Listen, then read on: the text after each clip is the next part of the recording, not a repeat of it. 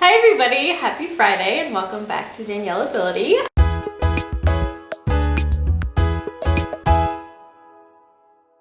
I'm here with one of my best friends, Rebecca, and I thought it would just be fun to talk to a friend of mine and talk about some of the things that are different with being friends with someone who is a wheelchair user or has a disability. We met in college our freshman year. Yeah, we were all outside in our different hallways and there were like games and stuff going on.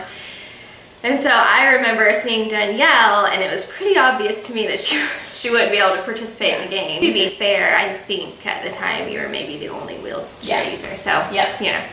But anyway, so I just kind of quickly decided that I would stand with her off to the side.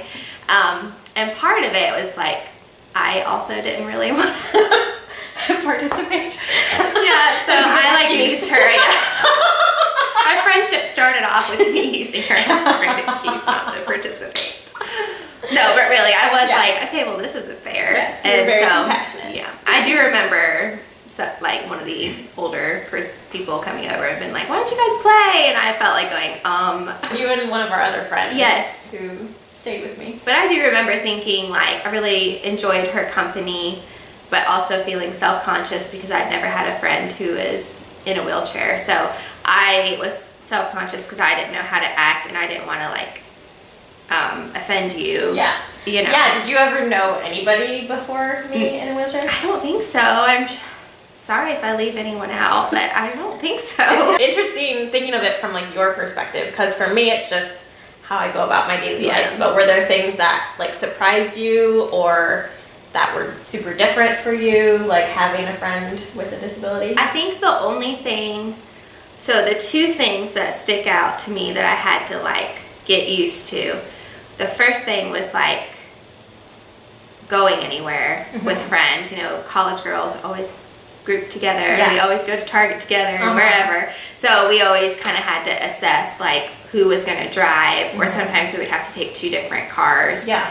Depending on whoever's trunk was bigger to hold her chair and all that. So it wasn't an inconvenience, it was just an extra thing to think about. Whereas, you know, if you're friends with someone who isn't a wheelchair user, you don't have to think about those hop things. In the car. Yeah, it's not a big deal. Right. So, and it still isn't a big deal, it's just something to think about. Now it's like second nature, but it was something almost like I had to backtrack and go, oh wait. I learned how to like take my chair apart to get in the car. That took, some of us were better than others.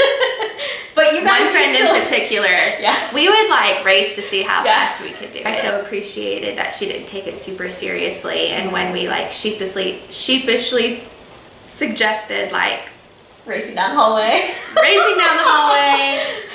or beating the clock to take apart her chair, she just kind of joined in on the fun. So it made us feel more comfortable with her disability because we realized like we can have fun with it. Like it's not like some taboo thing we're not supposed to talk about. Yeah, and you guys really did make it fun. Like I remember you guys carrying me up the stairs so we could go to other people's dorm rooms that were on the second floor. Yes, that was fun. Like just different things where you guys really tried to include me in things. The other thing that and I'm sure all of us who are her friends had to adapt to was like figuring out when and how to help. I didn't want to, like, let's say we're on a walk or something, or going somewhere walking and there was a steep hill. I didn't want to just assume she wanted my help because I didn't want to belittle her ability to take care of herself, because I've never viewed you as like not independent. You've always been very independent to me, but at the same time she's my friend, and so I don't want her to like unnecessarily struggle.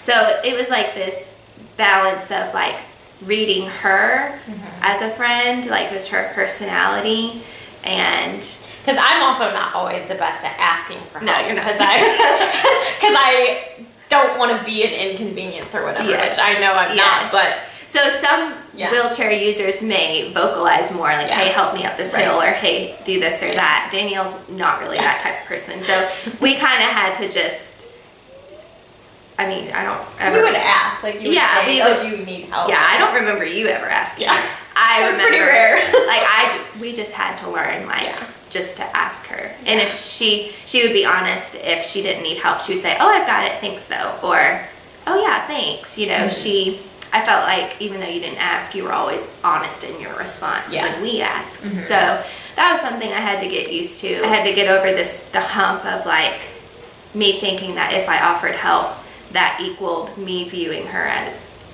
dependent, and that's not really the case. I think it's like this misconception that offering help is a weakness, but really we all need help. Yeah. Some people need it physically more often than others, but we all need it emotionally, physically, spiritually, mentally. Like if you've ever gotten tutored in a class, that's because you needed help. Like needing help's not a bad thing. That's something you guys helped me understand too, because like I think I've gotten a little bit better at asking for help, and I think a lot of that came from not feeling like when I did need help it was an inconvenience or a burden. So I think that it kind of goes both ways, where you guys helped me learn that it's okay to ask for help, and I was able to teach you guys like it's okay to help sometimes. We were talking about how now, after we've known each other for so many years, it's so nice for me because it's so easy to be with you or any of our other friends from college, because it's like second nature. I don't have to really tell you when I need help, because you know just from experience, like, oh, we're going up a hill, she probably needs help. You know how to take my chair apart, so there's not that learning curve of like, okay, if we're gonna go somewhere in the car, I have to explain to you how to take it apart. That's how our relationship started off. We've graduated to that. So every new relationship, there is that awkward season of figuring out how to help and how to be a friend and still be respectful. And then that sweet spot of once you figure it out, then it's really not a part of your relationship anymore. I would get like annoyed when people would be like overly sweet to you or like overly helpful, because it made me feel like, hey, like first of all, I'm here. If she needs help, I'll help her. We don't need a stranger to help. And then second of all, like she's not a little kid. Stop talking down to her like she's not your equal. So that was something that was new to me, like being annoyed by someone being nice to my friend.